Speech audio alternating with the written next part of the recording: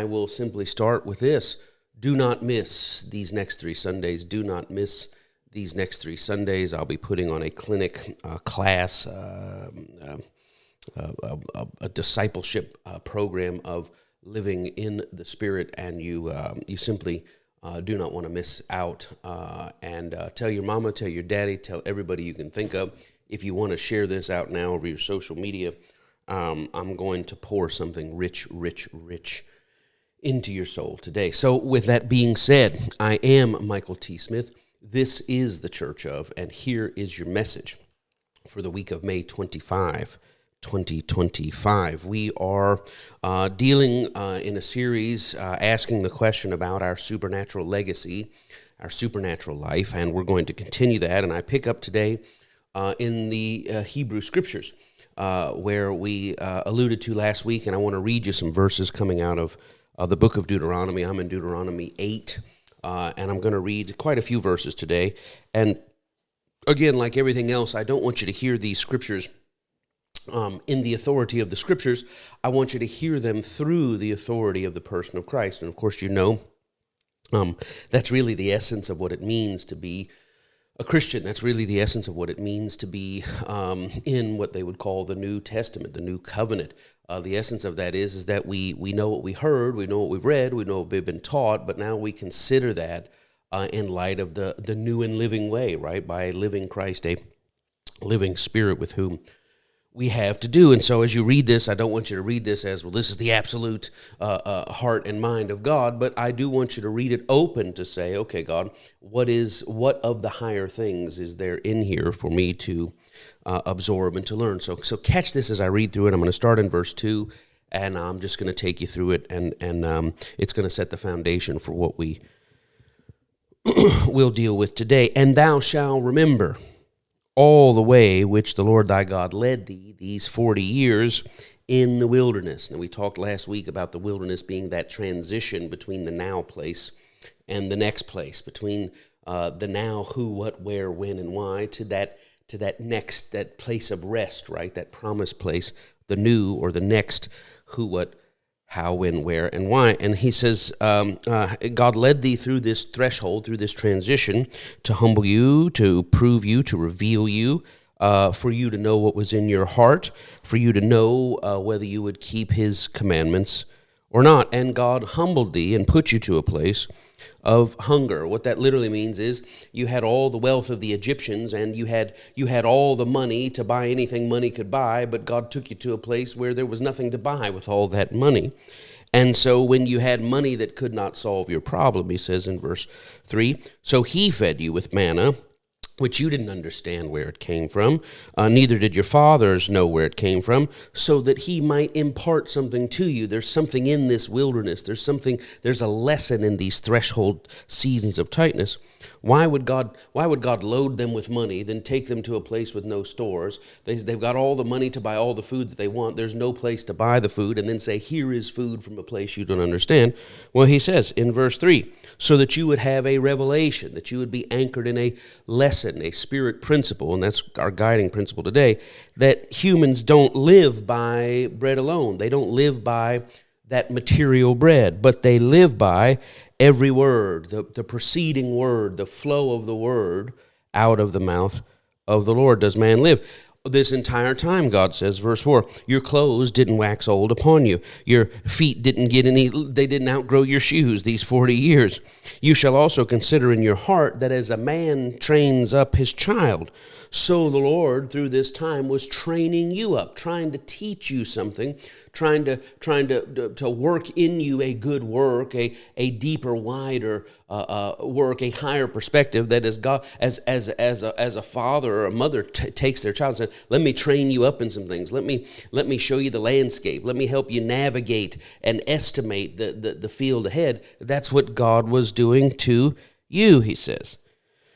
So therefore you shall follow the Lord's instructions. As the Lord leads, you shall follow the Lord's instructions, to walk in his ways, to fear him, to live like God is real. You've seen this, now I want you to live in this, he says.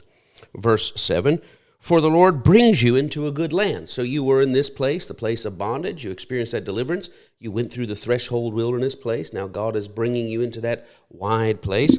Now he's talking about not the land they came out of or the threshold.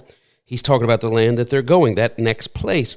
For the Lord brings you into a good land, a land of brooks of water, not trickles but flows, fountains and depths that spring out of valleys and hills, a land of wheat and barley and vines and fig trees and pomegranates, a land of oil, olive, and honey, a land that flows with milk and cookies. That next place, there's not this tightness. It's been released. What's been held up has been released. What's been brought to a trickle has been released. What's come to a dry little creek is now a flowing river, right? This is, he says, where I'm taking you. A land wherein you shall eat bread, I like this, without scarceness, and you shall not lack anything in it. Consider in the Christian scriptures, Jesus feeding the multitudes. How much do you have? Well, there's a lad here with 5 barley loaves and 2 fishes, but what is that among so many? Consider Matthew, the Lord's Prayer. Give us this day our daily bread. Give us this day our super sufficient bread. I like that. That the day has a demand, but the supply is super sufficient to that demand, one translation says. And what happened? The disciple says, well, there's a lad with 5 barley loaves here and 2 fishes, but what are they among so many? What's he trying to do? Apply the natural math. That's barely a bite here, for all these people, 5,000 men besides the women and children. What are they among so many? One gospel, John says, they are not sufficient that every man may take a little.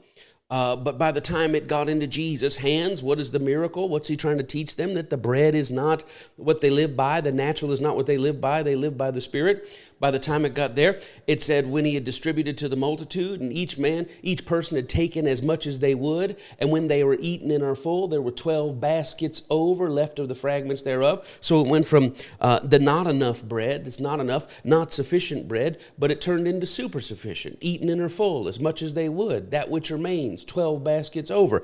Here he says, I'm leading you, verse 9, a land where you eat bread without scarceness, super sufficient bread. You shall not lack anything in it. Again, coming out of the threshold. What's the threshold? What's the wilderness? There's lessons. God is training you up in the wilderness. But when he brings you into that next place, think again of the New Testament, right? He tells the disciples, empty your pockets. Well, he has a basket. Put all your cell phones, your Cash Apps, your Venmos, your Mitch Pays, all these things, put them in here, put your credit cards, empty it out. Peter, that 20 you got tucked in your sandal, bring it up here, give it to me. Now I want you to go out, and I'm empowering you to go out and minister to people. You go out and minister to people, and I want you to live based on the supply of the Spirit in your life rather than the material that you have, and see what happens. What? As a father, as a mother trains up the child, Jesus was training up the disciples. And what happens? After a period of the time, they come back. And he says, when I sent you out without your money, without your purse, without your Venmo, without your Cash App, without your Zelle, did you lack anything? They said, no, we did not lack anything. He says, well, now that you've gotten that lesson from the tightness through the wilderness, through the development, now go get your money and your purse and your scripts and your apps and everything else. Same concept, mirrored concepts here. So he says, you shall not lack anything therein. A land whose stones are iron. The rocks there are iron. The hills, they look like they're just dirt. There's brass inside them. And when you have eaten and are full, right? When you've gotten to the place, instead of just enough, you've gotten to the place of more than enough. You shall bless the Lord your God for the good land which he gives you. I like that. Say good land. The good land. That's the promised place, right? On the other side of the tightness, on the other side of the threshold, on the other side of the pressure working out in you, anchoring you in the Spirit. On the other side of that is the good land, and you bless God for the good land. And in that place, beware that you forget not. So what? Don't forget what you learned in that threshold, in that tight place. Beware that you forget not the Lord your God. And now all of a sudden you're just going to ignore God and set God aside. Lest when you have eaten and are full, and when you've built goodly houses and dwelt therein, and when thy herds and thy flocks are multiplied, and thy silver and thy gold is multiplied, and your ETFs or your EFTs and your assets and your 403Bs and 401Ks, when they multiplied, he says, I'm concerned if you don't hold on to these lessons that you had in the wilderness, that your heart will be lifted up. Verse 14, that you'll forget God, which brought you forth out of the land of Egypt, bondage, gave you that deliverance, brought you out of that, led thee through the wilderness, that season of tightness and transition, the great and terrible wilderness, it says, verse 15, and while you were in that tightness, there was fiery serpents, right? There were scorpions, there were things that were hissing at you, things that were snapping at you, things, little pinchers and stingers going at you. There was no water in that tight place. You didn't know how, but God, when you looked around and said, there's no water here, God brought water out of a rock. God was showing, where do you get water from? Well, you get it from lakes, rivers, and streams, but there's no rivers here, and God was trying to divorce them from the limits of the natural supply and said, can you get water out of a rock? They said, you cannot get water out of a rock, and was showing them that you're not living out that natural supply, you're living out of what God says, and water came out of the rock. God, verse 16, who fed you, who sustained you during the tight times with manna, which you asked your daddy, where did that come from? They never even heard of that type of provision before. That he might humble you, to show you you're not the Lord of everything. You can't even take care of yourself. That he might humble thee, that he might reveal yourself, reveal what was in your heart. But the whole time, verse 16, he was doing this so that God could do you good at your latter end. That the things that God was working out in you, when God was trying to get you to detach from natural supply, detach from natural things. You were in the lion's den freaking out, but God had the mouths muzzled. You were in the fire freaking out, but God had the flames at bay. Why? So you could panic, get me out of here, get me out of here. No, so that you could sit here and divorce yourself from the understanding of the natural world and say, well, the whole goal of life is to get away from the lions, but if you're near the lions and God's hand is staying the lions, you never want to be in the fire, but if you're in the fire and God's hand is staying the fire, God's trying to get you settled in. It's me that takes care of you. That is the point of the wilderness. It says, if you forget all that, and in verse 17, you say, look at how good my life is. And you say in your heart, my power did this. I'm the one that had this idea. I'm the one that finished my degree. I'm the one whose ministry or whose business launched. I'm the one who's getting the 1,500 orders for apple pies a month, and I got to look at what I did. He says, you might say, my power and the might of my hand has gotten me this wealth, but you shall remember the Lord your God, for it is God that gives you power to get wealth, so that he may establish his covenant, which he swore to your fathers. It is God's doing stuff in you that has nothing really to do with you. God promised goodness, and God's bringing goodness, and you think, look what I did to get this goodness. It has nothing to do with you. God is showing goodness out of God's previous decision to show goodness, and you're now, as a result of these lessons, right, as a result of this transition, you're now in a place to receive it, but when it starts to flow, don't forget that it was God, and don't insert yourself in the place of what God has done. So that's a lot of verses, but it is going to set us up here. So catch your notes now, and 3 Sundays. Today, next Sunday, and the next Sunday, right? So that's June 25, is May 25, June 2, I guess, June 1, I guess, and then June 8. Here we go. Or for those of you across the pond, 8 June. The supernatural life feeds, so I'm here, we have A, B, C, D, E, F, G. Today we're on G, elements of the supernatural life. And here are your notes for today's message. Let me feed you. Let me teach you about this supernatural life. The supernatural life feeds into the supernatural legacy.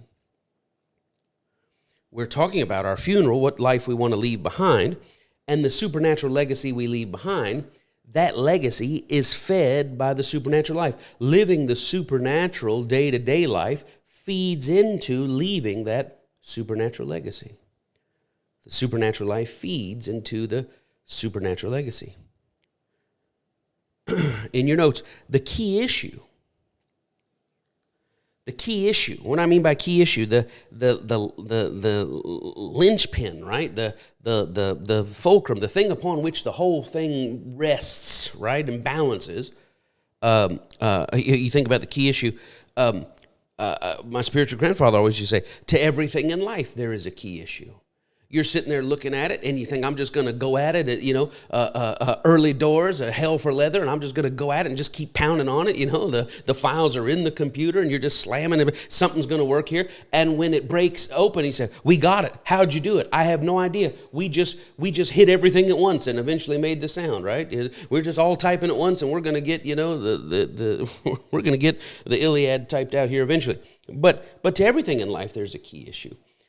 You think of Cracker Barrel, right? And you sit down, they got that little triangular club of wood, and you got to jump all the little golf tees, and if you get it down to one, it says you're a genius, but if you get it down to 4 or more, that calls you an ignoramus, right? There's a key issue to that, but we don't know the key issue. We just sit down and start, and sometimes we get it down to one. Somebody says, do it again. I don't know how to do it again. I was just moving things around. So when it comes to the supernatural life, there is a key issue. There is a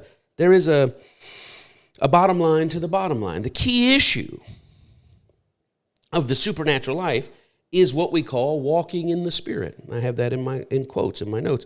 The key issue of the supernatural life is walking in the Spirit.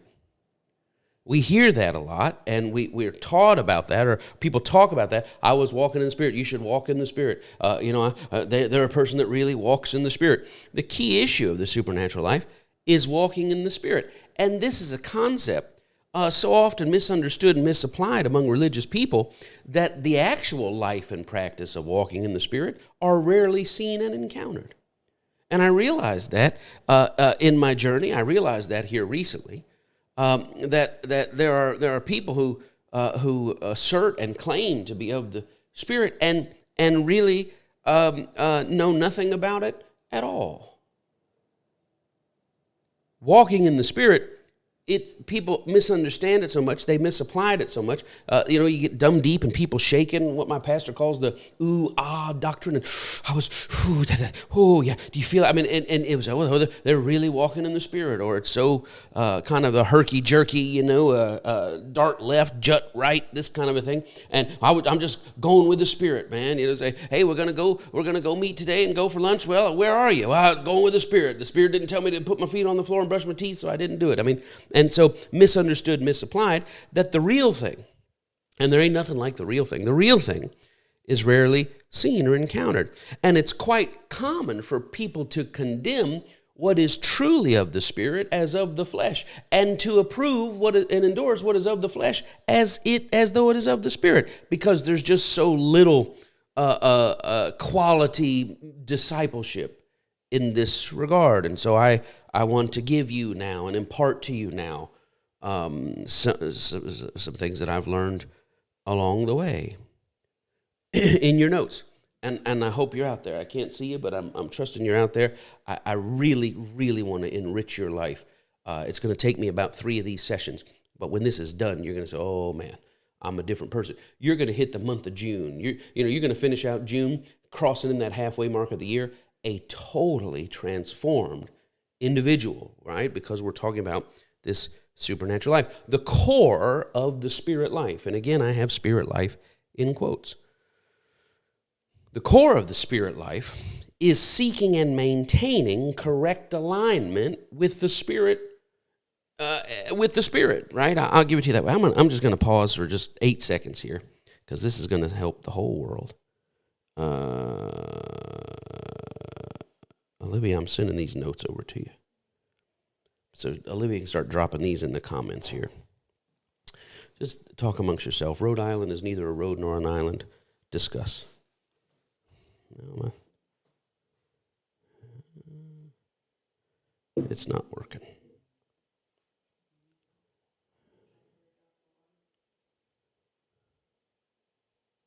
I'm so sorry, folks. Oh, no, it's not.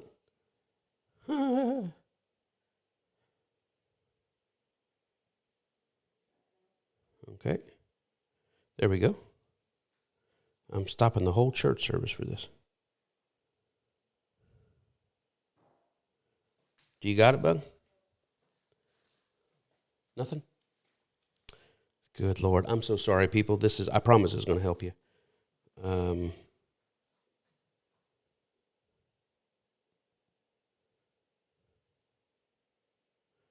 taking 5 more seconds. Technology.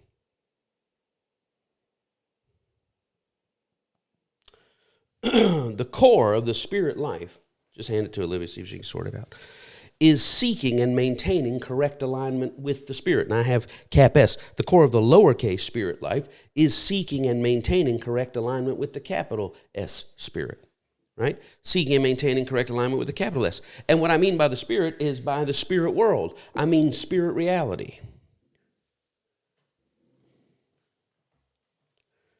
The core of the spirit life is seeking and maintaining correct alignment with the spirit world, spirit reality.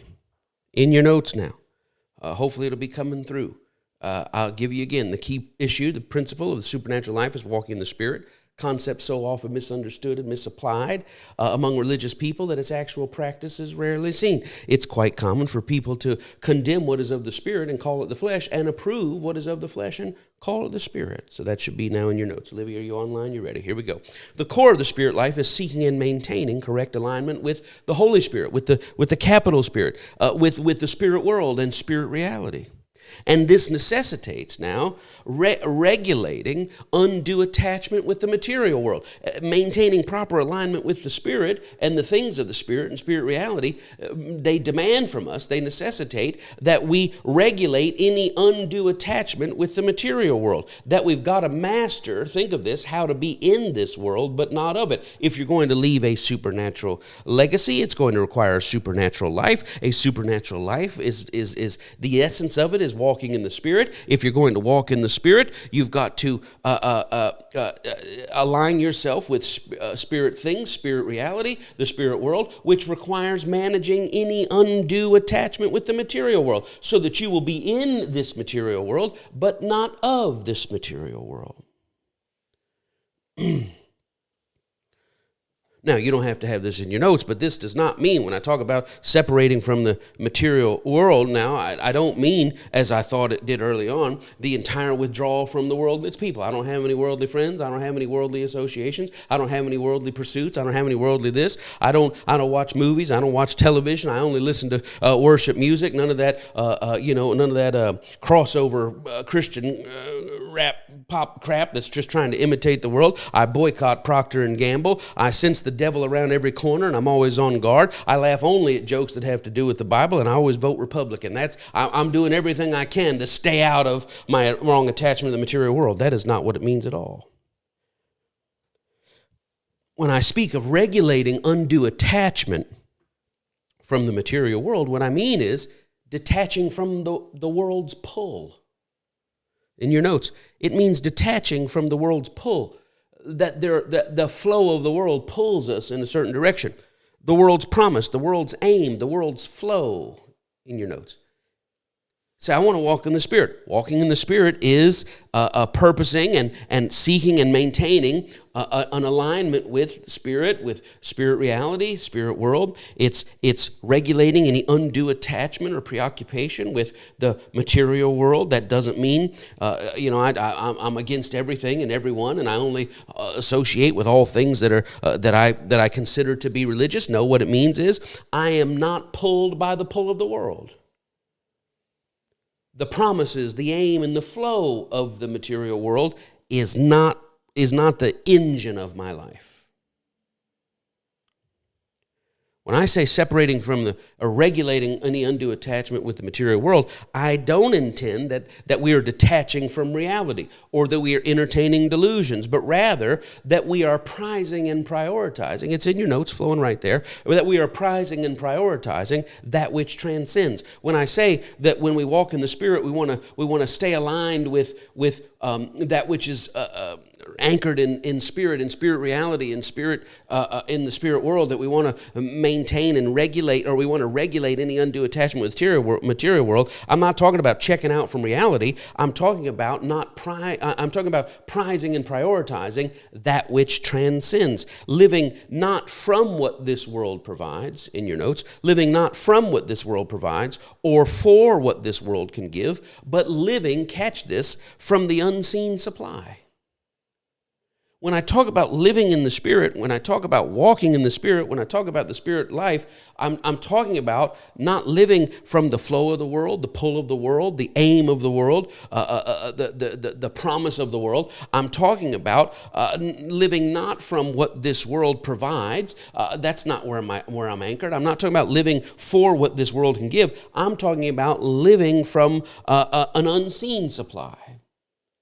People of the Spirit, their roots are not planted in the natural world. They seem like they're in the natural world, but they actually go deeper than the natural world, and they tap unseen supply, unseen immaterial waters of wisdom, immaterial waters of inspiration, immaterial waters of justice, immaterial waters of rightness and compensation. That they're in the world, but that's not where they're rooted. That's not their roots go deeper and to an unseen supply, and they don't live from what the world provides or for what the world can give. They live from an unseen supply, and they live for the advancement of high aims.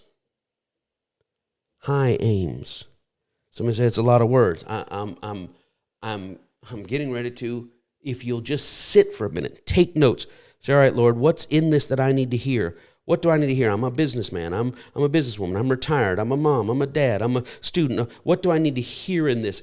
Put a demand on God. Say, help my ears and heart catch what He's saying. I'm giving you gold today. I'm giving you beyond gold today. So I want to live in the Spirit. You got to detach from the world's pull, from its promise, from its aim, from its flow. I don't mean detach from reality. I don't mean entertain delusions where you're walking around. That's not what I'm talking about. I'm talking about prizing and prioritizing things that transcend.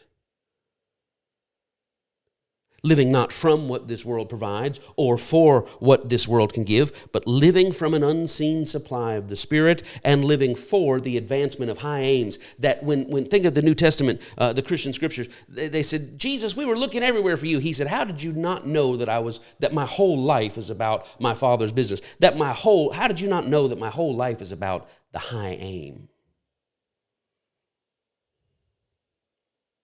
From the unseen supply, for the advancement of high aims, from Spirit for the sake of Spirit. Golly. That I live from the things of the Spirit for the things of the Spirit.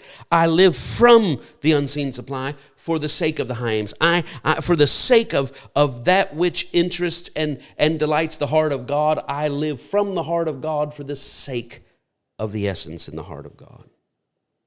Now, are you out there? Are you listening to me? And this is when and where the adventure begins. When we hit the place, when we hit the moment that we resolve to seat and center ourselves in the Spirit. In your notes, this is where the adventure begins. I want to leave a supernatural legacy. All right, so do I. How do I do that? You're going to have to live a supernatural life. All right, how do I do that? You're going to have to learn to walk in the Spirit. All right, how do I do that? Well, you're going to have to detach yourself from this world's aim, its focus, its promise. You're going to have to tap into unseen, everything I'm telling you. Okay, I want to do that. Well, now if you've made a decision to do that, this is where the adventure begins.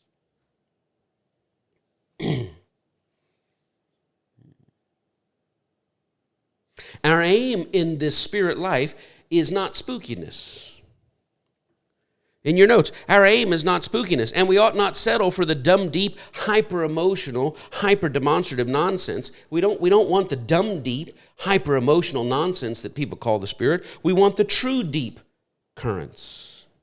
Not the dumb, deep, hyper-emotional stuff and that's spooky and freaks everybody out. That's not what happened. Jesus, a man of the Spirit, Jesus living from, think about it. I have meat to eat that you don't even know of. I'm tapped into a supply, living for an aim that your minds, the disciples, he said, your carnal, limited minds, you can't even understand it. He said, but one day when the Spirit comes upon you, you'll start to comprehend what it is I'm saying. Jesus says, I have stuff to tell you that you can't even handle right now. But when when the Holy Spirit came. And he did have stuff to say. He starts telling them that the Jews aren't the only chosen one. They could barely handle it. The Spirit was there. He starts to tell them that the Gentiles got just as much access to God as the Jews, that they've had the law the whole, man, their brains could hardly contain what he had to say. You're not going to get there because they were stuck in the low aims, the low pull, the low promise. They were sourced in the material and striving for the material. But once you sink your roots and let them grow deep, deep, deep beyond the limits of your potted plant, go out the little side holes that are meant to let the water drain out and reach down into that deeper flow, you're not going to be in the spooky. You're not going to be in the hyper emotional or demonstrative nonsense. You're going to be in the true deep currents. The true deep currents of what? A spirit-sourced life. A spirit-focused life. And hear this, a spirit-flowing life. Spirit-sourced, spirit-focused, spirit-flowing. This is the essence of what it means to have not a religion, not the false contra Christ religion that we call Christianity, but to be attached to a living God. To follow Paul as Paul followed Christ. Why? Not to make a monument of Pauline clarity, but to continue to follow the footsteps of the trajectory of Paul coming into a larger and larger light. And he went back to his old friends, his Pharisee and his Jewish friends and all the doctors and everybody that knew the Genesis through Malachi from start to finish. And he said, you guys got it wrong, it's bigger. And then they said, well, you must be one of those Christian guys. He went to the Christian guys, said, you guys got it wrong, it's bigger. And he went to the apostles, you guys got it wrong, it's bigger. And he's out there, and by the time it gets done, only Luke could even tolerate the stuff that's flowing out of the guy. Why? Because he had tapped into the true deep. The true deep currents. Living a life spirit-sourced, spirit-focused, spirit-flowing. I'll tell you, as my pastor has said for 35 years, never opt for the cheaper in place of the deeper. Don't take what's cheap in place of what's real. And I mean, don't do that in marriage, relationships, business, whatever. Well, this is cheap and accessible, and I'm just going to grab it right off the surface. No, you always should yearn for the deeper. Are you out there?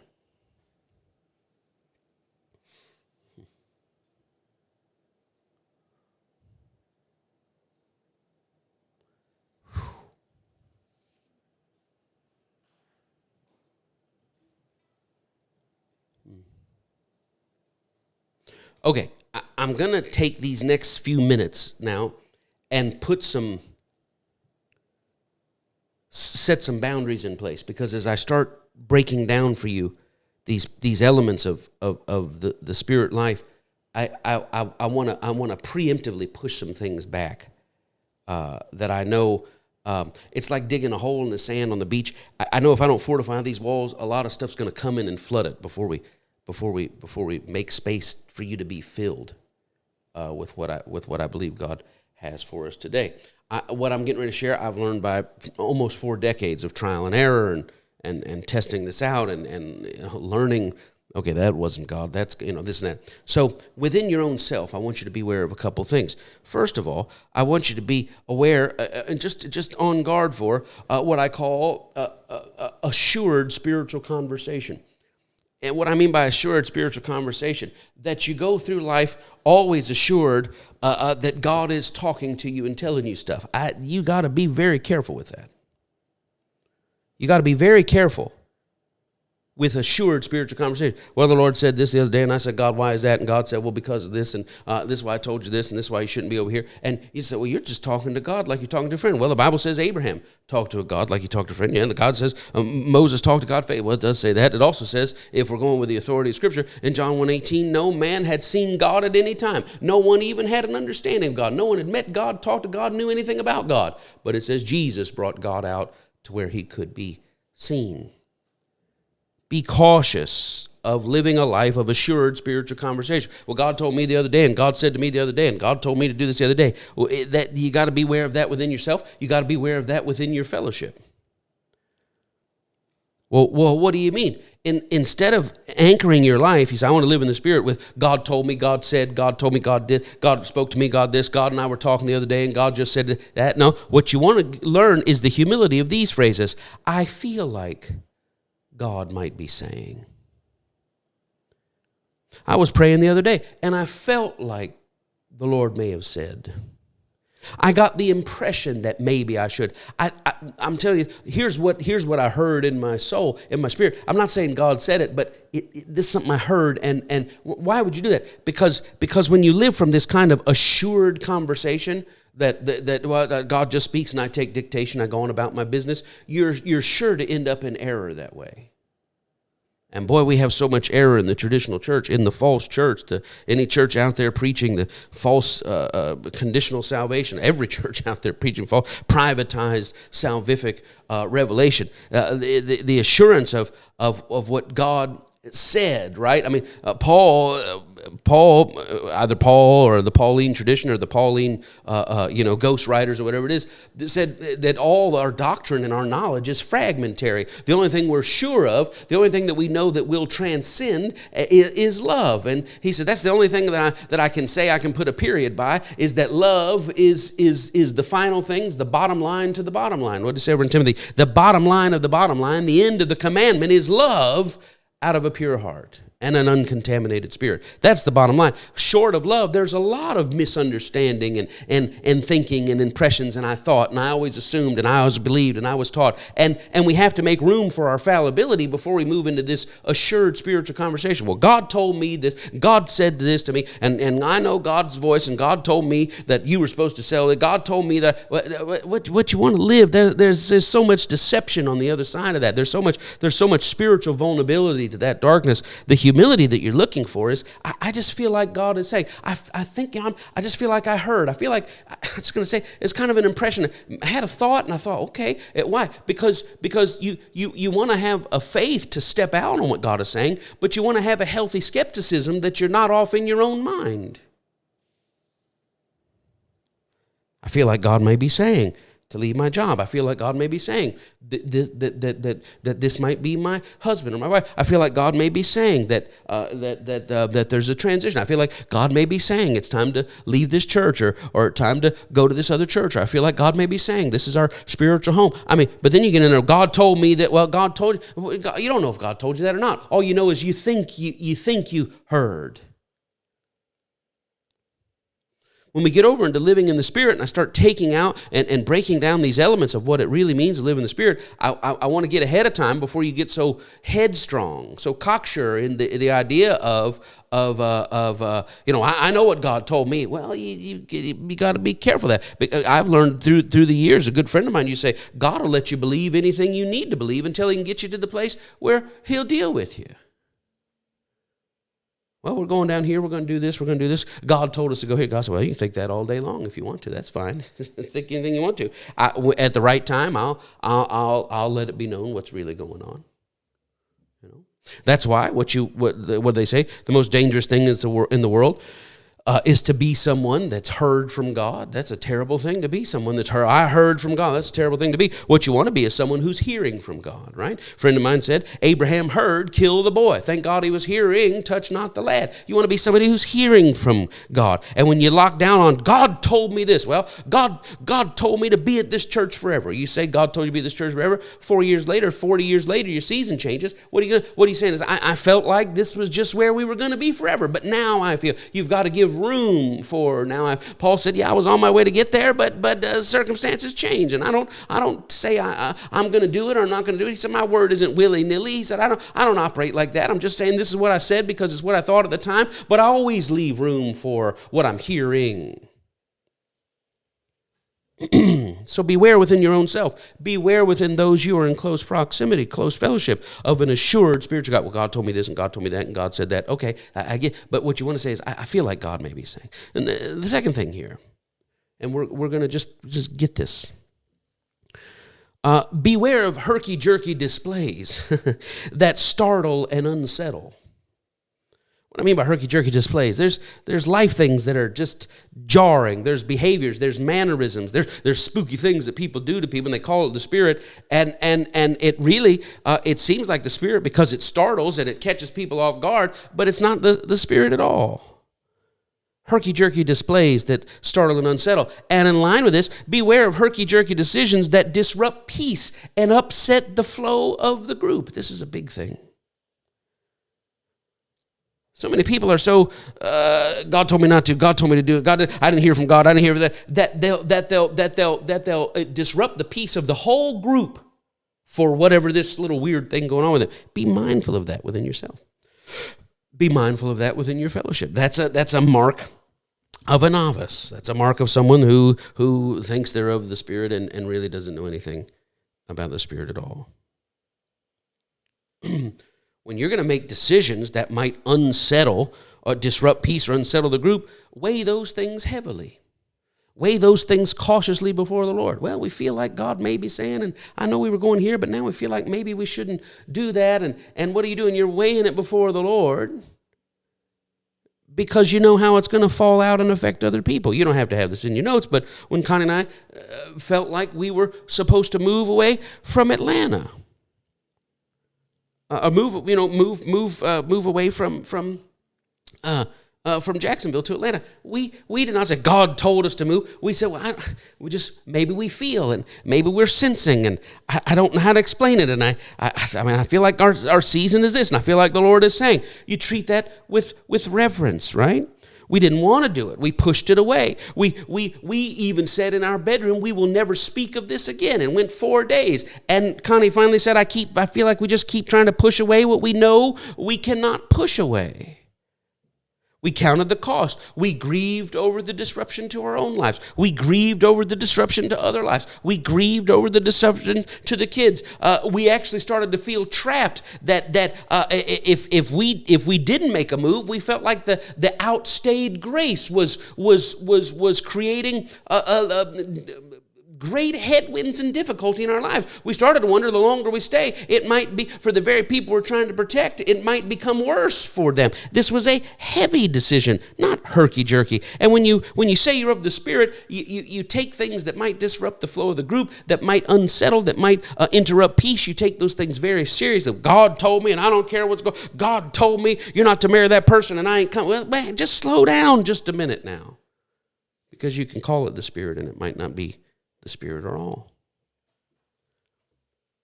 Are you listening? I'm trying to train you now as a man does his children. I'm trying to impart to you, and I'm trying to give you something that's gonna amplify and turn the clarity and the contrast and the brightness up in every area of your life. Next one. Beware of yearning for. You can get this in your notes. Beware of yearning for. Beware of hesitating without. Yearning for, hesitating without, or even in my notes, of manufacturing an absolute go. I just wish I had an absolute go. I know you yearn for it. I just can't do what I'm feeling because I don't have an absolute go. I understand that. None of that. I understand the need to manufacture because you're trying to talk yourself into it. God said to do. I get that, but be mindful of that. You don't have to have this in your notes, but people ask me all the time, when did God tell you that Connie was your wife? God never told me Connie was my wife. I don't understand, when did God tell you to marry her? God never told me to marry her. I felt, I sensed, I confirmed, I counseled and consulted, considered and reconsidered.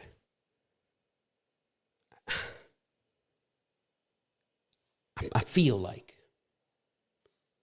Well, it's 25 years coming up. When did God tell you to, how did you know God was telling you to leave Atlanta and start a church? I still don't, I can't say. God said, leave Atlanta, go to Jacksonville, start a church. Never heard it one time. Never had an absolute go. Never had one. we feel like the Lord may be saying, we're going to go drive around. As a matter of fact, we didn't say God said go to Jacksonville, start a church. We said, well, we feel like the Lord may be leading us to Jacksonville, so we're just going to go drive around for a little bit and see, get down there and feel. So we told that to our pastors. We said, hey, we feel like God may be leading us. We're going to go drive around. Could be nothing we're going to see. He said, you won't be back. I said, what are you talking about? I said, we're going for 2 days. He said, no. Last time somebody told me they were going to go drive around somewhere, drove around Tampa. He said, I hadn't seen them in 12 years. So, so he said, I know what happens when you guys start driving around someplace. Well, what was going on? We sensed. We felt. Not a worldly pull. I mean, the worldly pull, the worldly flow, the worldly aim would have said, stay right here. Life is good right here. Where are you going? You inherited the lotto. You got a great wife, a great business, a great opportunity, a great ministry. You're highly favored. You finally have money coming in from multiple places. People that didn't care about you, they care about you now. People that didn't want to hear from you, now they're clamoring to hear from you. Corporations want you to consult with them and take on business ownership. I mean, where are you going? That was all the pull, the aim, the flow, and the promise of the world. But you can't, if you're going to walk in the Spirit, you can't have an undue lack of regulation with that. The pull and the promise of the world. Got a great job, got a lot of retirements, got a great school, got a great neighborhood. There's just no, those are all the pulls of the here and now, but we're supposed to be sourced in a deeper flow. Well, when you were living in Orlando and you left Orlando and left high school and enrolled in ministry school there in Georgia in 1990, when did you hear God say, go to Atlanta? Nobody heard God say. My mom, my dad, and I, we were all in this just place of tremendous pressure, a wilderness, a tightness, a threshold, leaving the when, what, where of the now, going into the now, when, what, where, to the next when, what, where. Pressure, internal and external wrangling, scorpions, fiery serpents, everything we just read in Deuteronomy 8. And it was so confusing. What is going on here? What is happening here? And we decided for 3 days to go into separate parts of the house. Somebody go in the guest bedroom and pray. Mike, you go into your bedroom and pray. Go over here and pray. And we're not going to speak of it until we come together and say what God says. And 3 days later, we all sat in the family room together. And what do you feel like? And so I don't want to say this, but I feel like maybe we should go to Atlanta. I felt the same. I'm glad somebody said it because I was feeling the same thing. Did God say go? Who knows? We were feeling after. Isn't that what the scripture says, right? That the entire business of man is that we might feel after God, even though God is not far from any one of us. We're feeling after. The answer to all these, did God tell you to marry Connie? Did God tell you to start CJAX? Did God tell you to move to World Changers? Did God tell you to step down from pastor? I never had an absolute go. The best I've had in my most critical and crucial crossroads, the best I've had in the most critical, and you can have this in your notes, the best I've had at the most critical and crucial crossroads in my life, the best I've ever had is I felt. I gathered. I sensed. It seemed. It seems like maybe I should call this girl.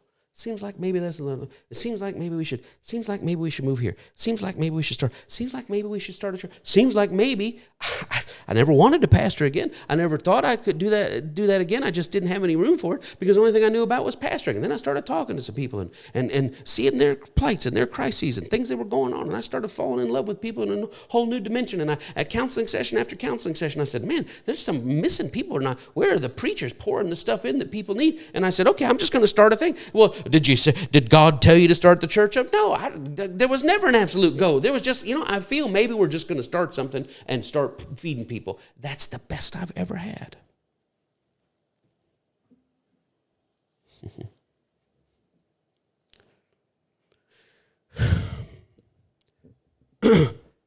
In fact, in your notes, and we're going to wrap up here. Okay, let me bring this to a close here.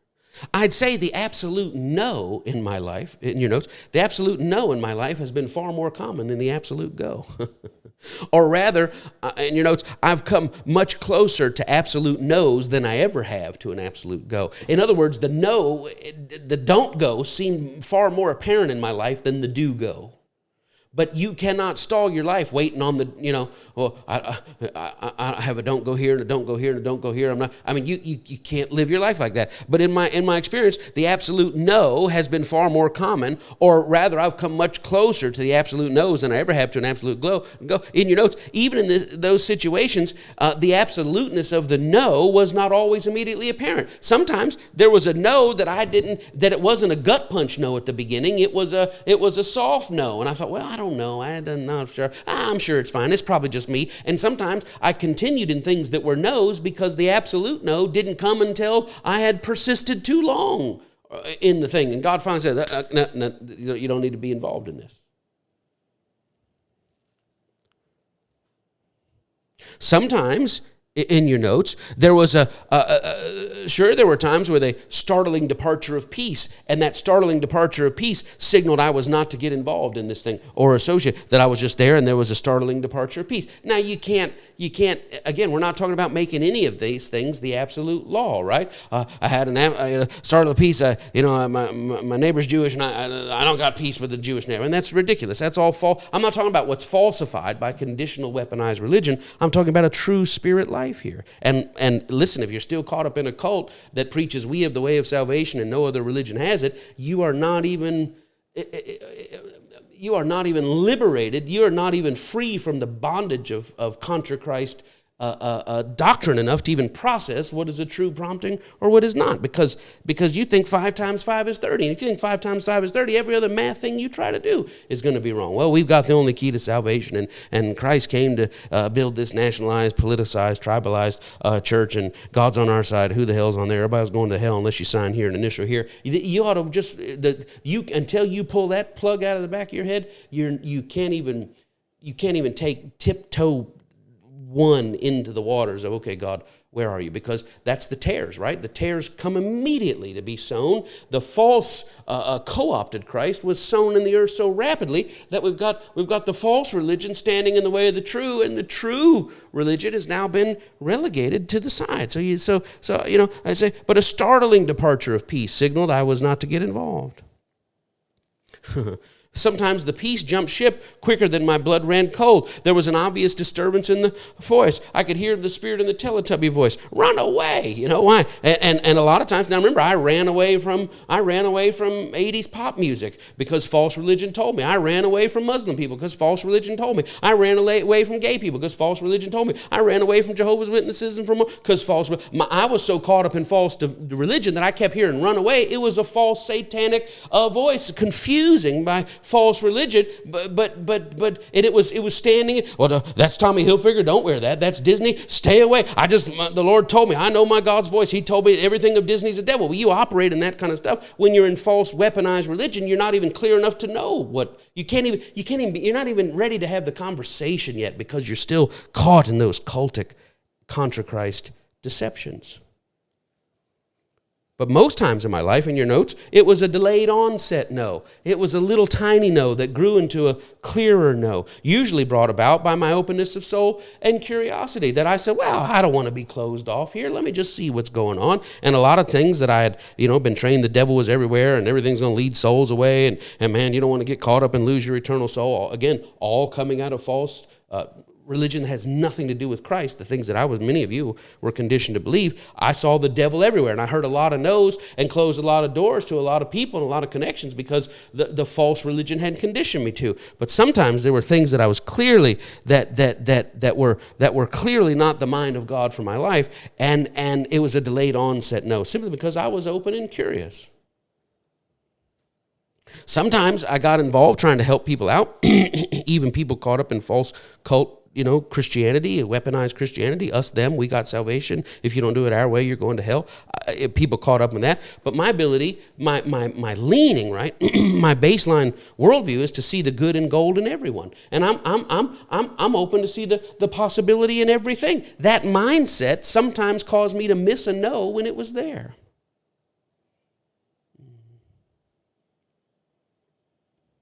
Sometimes we miss the no in certain endeavors. Hear this in your notes. We miss the no because in your notes we are agitated and aggravated by that most common of spirit follower weaknesses, or spirit follower weaknesses and impediments. What is the most common weakness of a spirit following life? I'll tell you the most common weakness. It's our stubborn belief that God can be that good.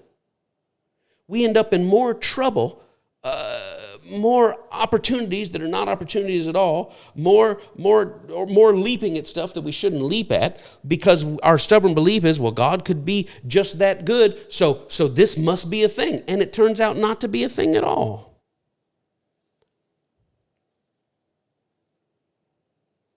Let me give it to you this way. This is a mixed blessing. The fact that we believe God can be that good, here in your notes, it opens us wide to potential miraculousness, but it also makes us prime targets for manipulation. I'll say it again. The fact that we believe that God can be that good opens us wide to miraculousness, but it also makes us prime targets for manipulation. I'm going to live in the Spirit. But when the man from Nigeria says his uncle just needs 10 grand in order to release to you the 5 million, why do Christians get caught up in that? Why do Christians get caught up? Oh, here's the currency that's coming in. It's going to be this. Lord has told me that you should get $7,777 worth of dinar because it's going to transfer in the great wealth trend. And he caught up and all that kind of stuff. Well, how did you end up losing your entire retirement wrapped up in that stuff? Because a combination of your conviction that God can be that good made you an open door, or made you an open target for manipulation. In your notes, our hopeful conviction that God is in the business of pulling off the ridiculously implausible. We just believe God can pull off that which is ridiculously implausible. But that lowers our healthy skeptical sensitivity to facts and factors that are blatantly illogical. I'll say it again. We are so convinced that God can pull off the ridiculously implausible that we lower our common sense skeptibility to sensitivity to things that are, this is blatantly illogical. You're telling me if I give you $10 tomorrow I'm going to have 10,000. Well, I guess God can be that good. We're so open to God being that ridiculously, unbelievably good that we lower our skepticism to go, wait, that can't be right. And we get caught up in a bunch of mess. Why? Well, I was living the Spirit life. I wasn't going by the natural. I was in clear conversations in my head, and I was looking for a go, and I didn't have a clear no. And I mean, God can be that good. And when I felt something say, don't get involved in this business opportunity, I bound Satan in the name of Jesus because my God can be that good. You're not going to make me doubt my miracle. And you end up getting caught up in something in the name of the Spirit that's not the Spirit at all. It was that our belief that God is so good and so massive and so miraculous, it lowers our skepticism sometimes to go, come on, man, this doesn't even make sense.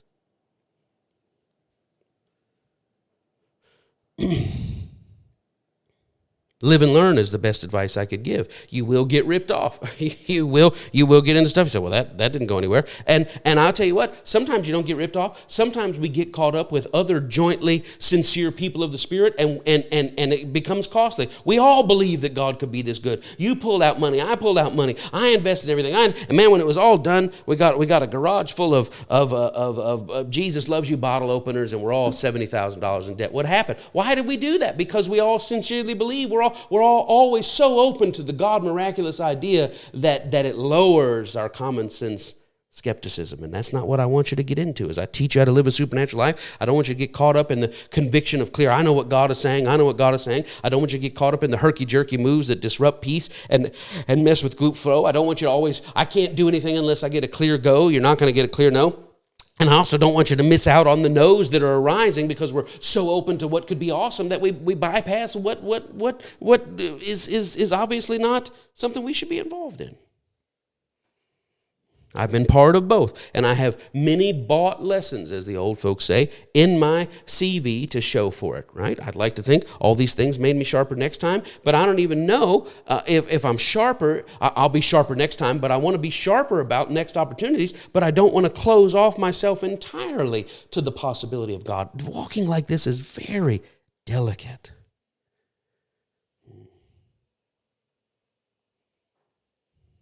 I don't even know if you're still around. I don't even know if I still got you. I'm trying to.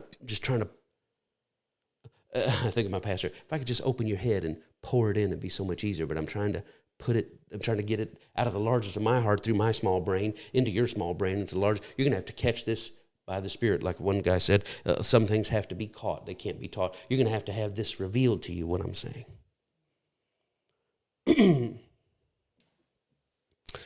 Last thought of the day. In your notes. The challenge with perceiving the absolute go or the absolute no is the cloudiness brought on by our want to. The challenge with perceiving the absolute go or the absolute no is the cloudiness brought on by our want to. We're not even talking about the elements of walking in the Spirit life. I'm just trying to give you the front end beware ofs.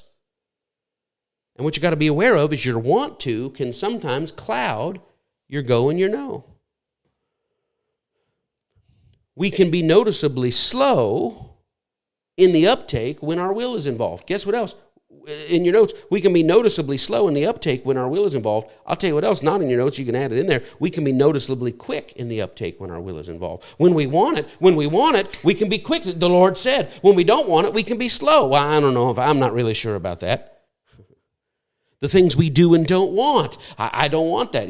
Again, from my spiritual grandfather, talked about his dad would come knock on the door late Friday night. Boom, boom, and he said, I'd be asleep. And I'd say, he said, hey, I'm going to go fishing in the morning. Leave about 6. If you want to go, you be ready. He said, I would get up, lay out my fishing clothes, have everything set aside, get my tackle box ready and all this kind of stuff. When he came in my room at 5:30, he said he didn't have to wake me up. He said he didn't have to wake me up. I was already standing there dressed, right? Grandma J in it, just right out there ready to go. You kidding me? Going fishing with he says, the greatest thing in the world. He said, but the same man would come in 7 days later on a Friday, knock on the door and say, hey, I need you to get up with me. We've got to be up by 7. We're going to be working in the yard tomorrow. He said, I did not lay out my yard working clothes. He said, when my dad knocked on the door the first time, I wasn't up. Second time, I wasn't up. He said, third time I was up, there's going to be child abuse. What's happening? What's the difference? Same man, same Saturday, same schedule. You want to. The no and the go sometimes get clouded in our want to. We can be quick when we shouldn't need to be. We can be slow when we don't need to be. Sometimes we encounter changes in season and direction that we've been praying for, and we leap at them. Oh, I want this. Sometimes we encounter changes in season and direction that we've been dreading, and we drag our feet. Our likes and our dislikes can cloud us. Our preferences and our preference nots. My mom always taught the kids, if you're ever at a place and somebody puts down something you don't want to eat, don't say, I don't like that. Just say, I prefer pancakes. Or as my kids used to say, when they didn't want something, they wouldn't say no thank you. They would say no thank you, no thank you. Likes and dislikes, preferences and prefer nots, right? Clouding. And now we're ready with the supernatural life of the Spirit. Why? Because that life rests entirely on the proper weighting of spiritual and natural things. In your notes, it's a life that rests entirely on the proper weighting of spiritual and natural things. You got to put them in their proper place. The proper weighting of spiritual and natural things. The proper weighting of higher and lower things. The proper weighting in your notes of material and immaterial things. The proper weighting of things temporal and things eternal. If you've got a conversational, I know what God told me, you're going to get in trouble. If you've got a herky-jerky, I just make moves happen, you're going to get in trouble. If you're looking for the absolute go or the absolute no, you're going to get in trouble. Because your will, our cloudiness, our conditioning, all those things get in the way. Escaping the clutches of false, weaponized religion, those things get in our way. But if we're going to walk in the Spirit, if our ability to walk in Spirit, we're going to have to properly weight. What are we assigned to in this situation?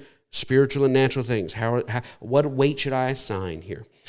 Higher and lower things. What weight should I assign here? Material and immaterial things. What weight should I assign? Temporal and eternal things. Connie and I, before we had a true revelation of Christ and we were in weaponized religion, God said, go, we go. We drop everything. It doesn't matter what it costs. It doesn't matter. We're going to go. And now we've learned to not just weigh spiritual things, but natural things. That we say, well, we're just going to go. Not while our kids are in high school. Not while our kids are in college. We're not going to abandon them. Well, the Lord told us to go to Tahiti and start a beach mission, so see you later. But there's people's lives involved. And you say, well, what if God really said that? Then you weigh it, and you sense it, and you walk it, and you look for confirmation, and you look for peace for all parties. You look for God to be dealing in them as a confirmation instead of a disruption. There's so many layers to walking in the Spirit. And if we're going to do it right, if we're going to do it not in a misunderstood, misapplied way, but we're going to get it in a truth way, in line with the Spirit of Christ, in line with the person of Christ, we're going to have to learn how to properly weight things, spiritual and natural, high and low, material and immaterial, temporal and eternal. We're going to have to do that. Next week.